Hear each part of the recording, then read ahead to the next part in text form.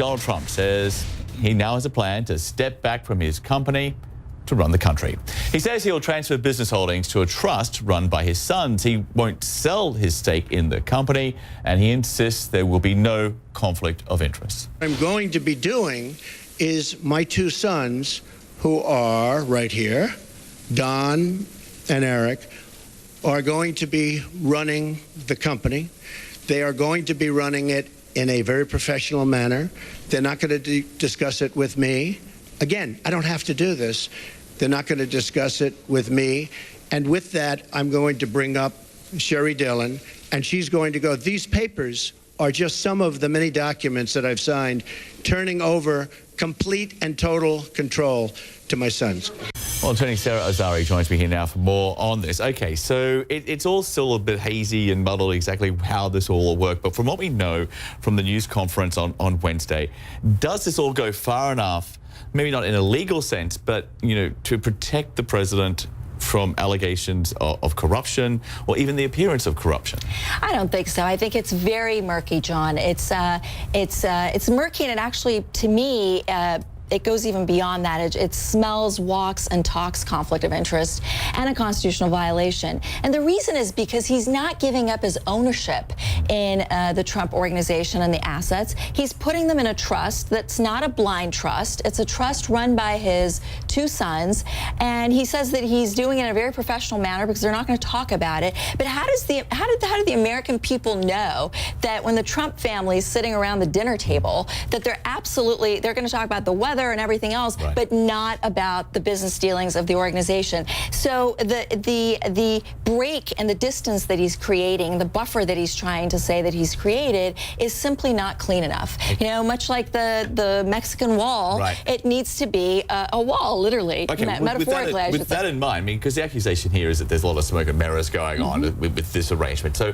what should the arrangement look like?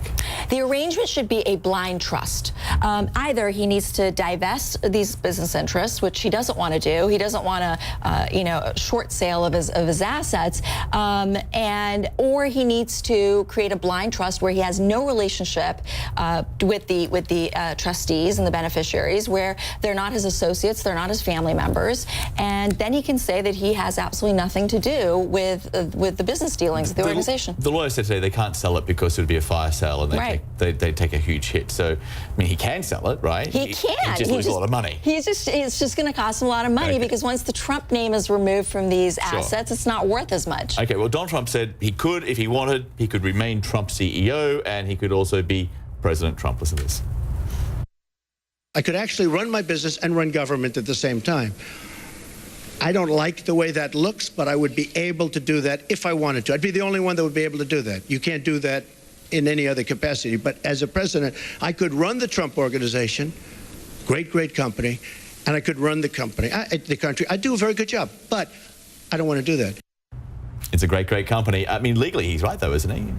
I mean, maybe technically. I disagree. I think that it is a violation of the Constitution. It is clearly a conflict of interest.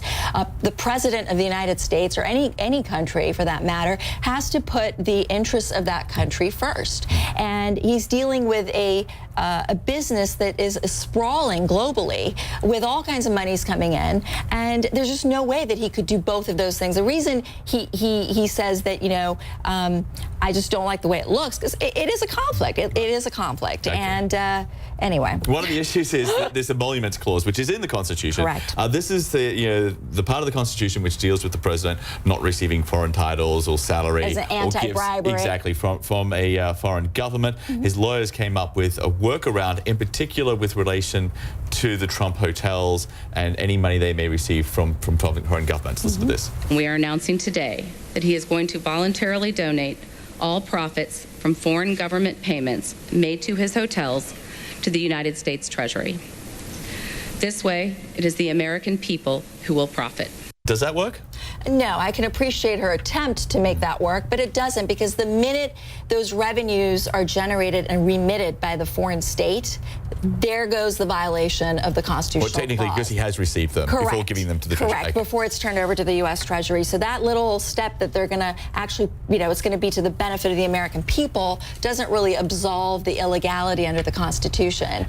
Is there a difference here, though, between, the theory and the practicality? I mean, the argument is this guy's already worth billions of dollars. He's not being president to make any more money. So, in reality, someone staying in his hotel is not going to sway him. Yeah, but he also doesn't want to lose money and lose this enterprise that he's built because he's going to be president for a term of 4 years, and let's just say 4 years.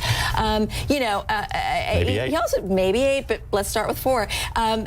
He doesn't want to lose what he's got to go back to this. I mean, this is what he's built for his family and for his legacy. So I do understand that, but I also think that's why he's not selling these assets, because he doesn't fiscally want to suffer the dent in the empire, right? Sarah, always good to speak with you. Thanks for coming in. Likewise. Appreciate it.